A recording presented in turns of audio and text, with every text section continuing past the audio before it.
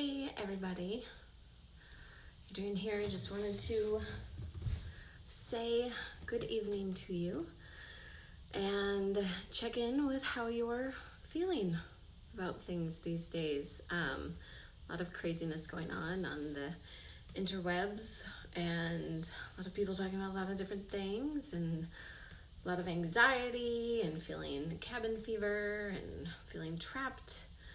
You just can't get out of your space. So it's like not just trapped in the physical world, but sometimes trapped also in our internal world.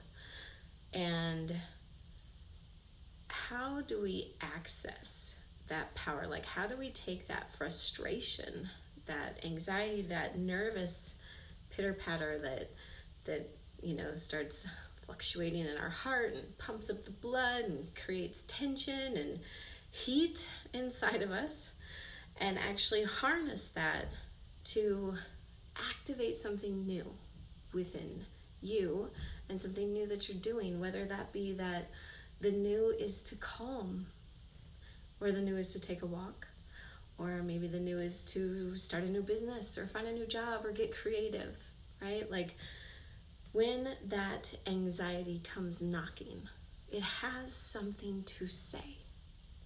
What is yours saying to you?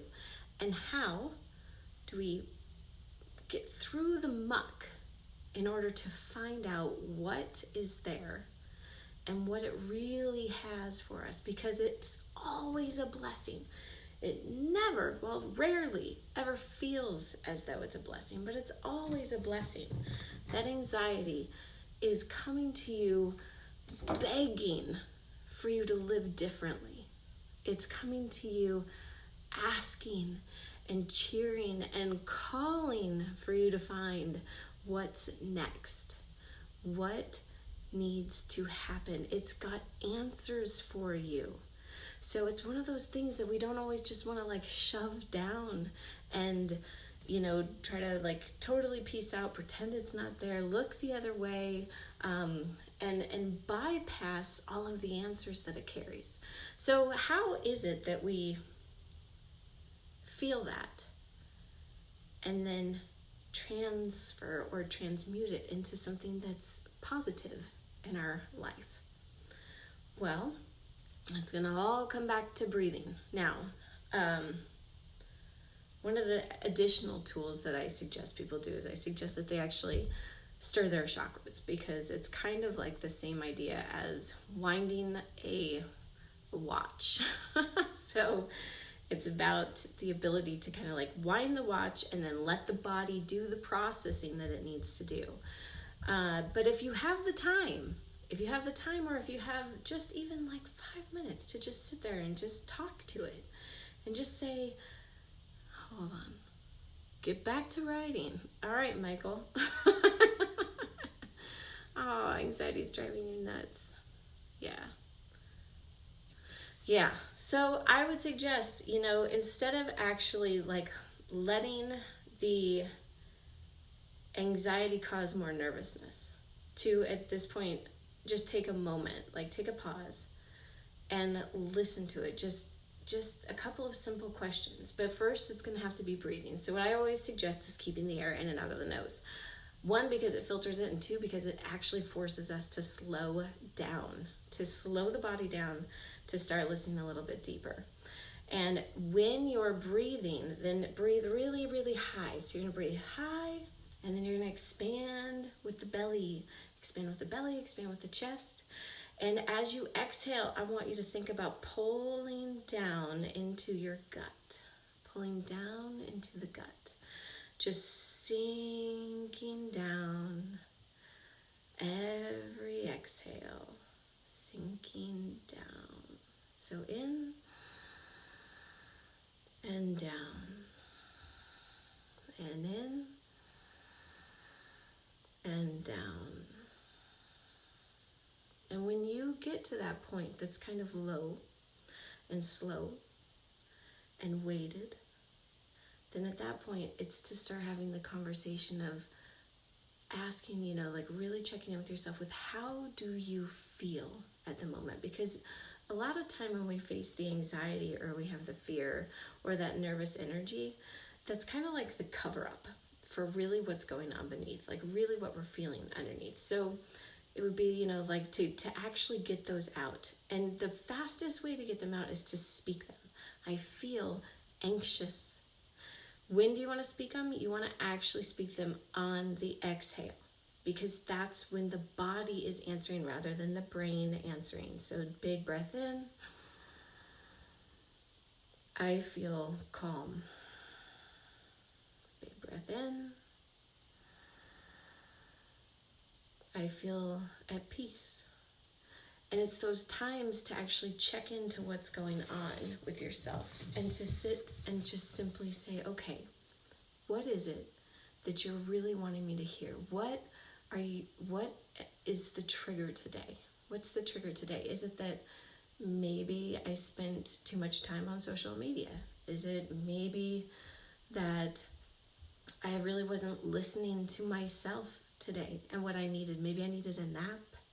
Maybe I needed just to go out for, like a quick walk if you can. I know that a lot of us are trapped in different areas, and I know that you're not allowed to leave your house, but maybe it's just to sit by a window.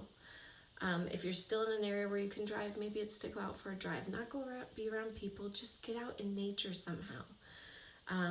Maybe it's to sit and to just not write with any specific purpose. Maybe it's just to write how you feel. Just to lay it out, because it's underneath those feelings that what's next is there for you. What's next? It's kind of like, okay, for me, the what's next is go on and make a live. Check in with people, see how they're doing. What's next after that might be go into my group and check in with them and provide a meditation and make sure that we set up a schedule for something further tomorrow. But it's those types of things that come with the what's next, but we have to relax and we have to sink into it and we have to actually feel, because if we force ourselves to do the work without feeling ready sometimes, then it ends up carrying some resistance and some weight to it. And usually we fight it and we don't like it, and we end up feeling resentful and like we want to quit and like we want to stop. So sometimes it just takes that moment to just check back in with the body, because the body needs to know you're thinking of you. Okay? Your body needs to know that you care how it feels. So to speak it and to acknowledge the feelings actually helps it know that you care.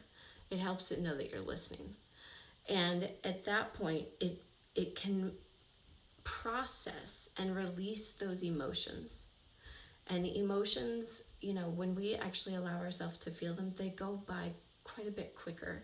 I know I've said this before, but it's kind of the reminder of that happiness is fleeting. We always hear that happiness is fleeting. All emotions are fleeting.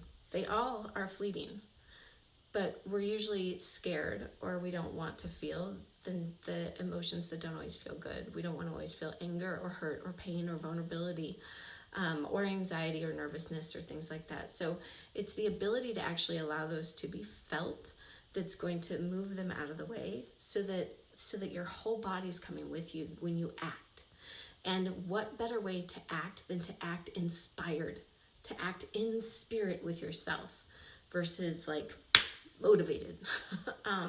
Motivation helps and it's awesome, and I love motivation, but I personally prefer to work inspired. When I work inspired, it's almost like I get 4 times as much done in a quarter of the time. So it's really just kind of like harnessing that, but we have to dip down into it, which means that we have to allow the body and the breath and the mind sink back in. Be grounded within ourselves, be grounded with our body, be grounded within our center. And so you want to really picture that pulling in as you breathe, as you exhale, as you question, and as you answer. I hope that this helps, because I know that there's a lot of anxiety, so I really want you guys to give yourself and to honor your body when it's calling for something. If it's calling for rest, let it rest. If it's calling for the need to reach out, reach out. If it's calling for the need for whatever it might be, allow yourself, give yourself the space to do that. If you need any additional help beyond that, then reach out to me. I'll help walk you through it. Or you can join Optimize Joy. In there we do prompts every day, like just different prompts to help you kind of figure out what's going on in here. Because sometimes this gets messy. And I don't want it to get messy for you right now. Right now is a collective ascension that's going on, really. It's quite exciting. But in order for it to be exciting and not scary, we have to be willing to go down and bring ourselves back up out of it. I hope you guys have a really great night. Michael Smith, join Optimize Joy. Let's have a combo. Hey, Sabrina, love you. Bye, guys.